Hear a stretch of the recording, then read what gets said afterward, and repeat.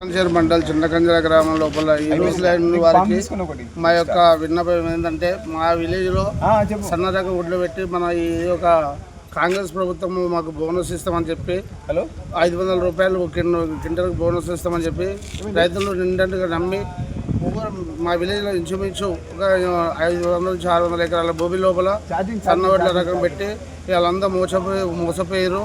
రైతులు ఇలా దిక్కులేని స్థితిలో అంటే ఒక పండించిన పంట అమ్ముకుందామంటే కూడా కొన్ని నాదులు లేకుండా అదే దొడ్డు రకం పెట్టుంటే ఈ రోజుల్లో ఆ 2150 రూపాయలు గవర్నమెంట్ పెట్టినా ఇలా అకౌంట్లో పడి ఇలా ఈ సెకండ్ పెట్టుబడికి డబ్బులు మేము అడగాలంటే సౌకర్యం లేకపోతే అప్పులు కొడతలేవు.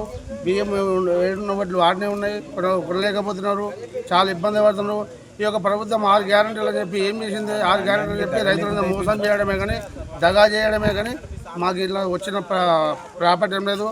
సంవత్సరంన్నర అయిపోయింది. ఇప్పుడు 14 నెలల పరిపాలన, కాంగ్రెస్ ప్రభుత్వం పరిపాలన. మా గ్రామానికి ఇప్పటివరకు 10 పైసల నా వర్క్ కాలేదు.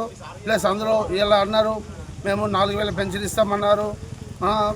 వికలాంగులకు వితంతులకు 6 వితంతులకు వికలాంగులకు 6016 రూపాయలు ఇస్తామన్నారు. మామూలు పెన్షన్ 4000 ఇస్తామన్నారు. ఇలా కళ్యాణ లక్ష్మి ఇక్కడ పోయింది, 1,00,000 రూపాయలు పోయింది, తులం బంగారం ఇక్కడ పోయింది. ఇలా ఒక్కొక్కటి చెప్పాలనుకుంటే చాలా ఉన్నాయి. వాళ్ళు చేసిన 6 గ్యారంటీల్లో ఏమున్నది? బస్ బిర్యానీ అన్నాడు, లేడీసే చేశారు ఓట్లు కాంగ్రెస్ ప్రభుత్వానికి, జెంట్స్ చేయలేరా ఓట్లు? మరి జెంట్స్ ఫ్రీ ఎందుకు పెట్టలేడు? కాంగ్రెస్ ప్రభుత్వం చేసిన అభివృద్ధి ఏమున్నది? ఏమొచ్చింది? ఇలా గ్యాస్ ఫ్రీ గ్యాస్ అని చెప్తున్నాడు, ఇలా ఓటీపీ అడుగుతున్నాడు. వాడు మాకు చెప్పి ఫ్రీ అని వేరేకి ఇస్తున్నాడు. గ్యాస్ అడగకపోతే కంప్లీట్ చేయమన్నాడు, చేసుకోపో ఏడపైన చెప్తే చెప్పుకోపో అంటున్నాడు. అంటే ఈ యొక్క ప్రభుత్వం నిర్లక్ష్యం ఏంటంటే 500 లేదు, 10 రూపాయల గ్యాస్ లేదు. అదే 930 రూపాయల గ్యాస్ వాడు మళ్ళీ తీసుకుని వాడు కమిషన్ 70 రూపాయలు 1000 రూపాయలకి గ్యాస్ ఇస్తున్నాడు. వాడు ఇచ్చిన లబ్ధి ఏమవుతుంది? ఒక ఇందిరమ్మ ఇండ్లు అంటున్నారు. ఒక గ్రామం ఈ విలేజ్ గ్రామం 1600 ఓట్లు, 1600 నిరుపేదలు ఎంతో మంది ఉన్నారు. వాళ్ళని ఎన్నుకొని 20 ఇళ్ళు సాంక్షన్ అయితే ఎవరికి ఇస్తారు? ఎవరికి ఏం చేస్తారు? ఏం చేస్తారు? అవి అదే గ్రామ సభ పెట్టి గ్రామ పెద్దల సమక్షంలో లాటరీ పెద్ద తీస్తే మిగతా వాళ్ళు కొట్టుకొని సావాలనా? ఇదే నా ఈ ప్రభుత్వం చేసే పరిపాలన. ఇలా మాకు ఏముంది? రైతులకు ఏముంది? ఇలా బియ్యం అమ్ముకుందామని అమ్ముడు పోతే ఇంట్లో ఒక్కొక్కటి ఇంట్లో 100 గంటల బియ్యం ఉన్నాయి. చూడండి చూడండి బియ్యం కొనమని అంటాడు. ఇలా సావుకారు దగ్గర కడితేనే మళ్ళీ 10 రూపాయలు ఇస్తాడు. ఇలా రైతు బంధు, ఇలా కేసీఆర్ ప్రభుత్వం ఎటువంటి రైతు బంధు ఉండే?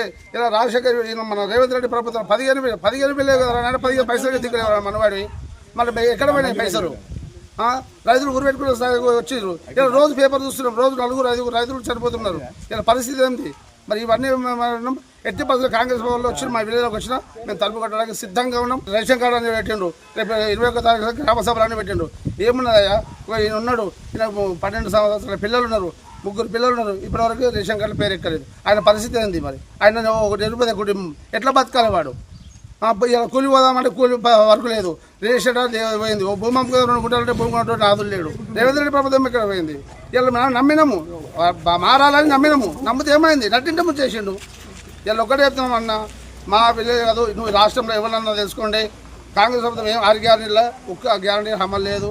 మేము ఎందుకంటే మా బాధన, మా ఆవేదన మీ యొక్క న్యూస్ ద్వారా మేము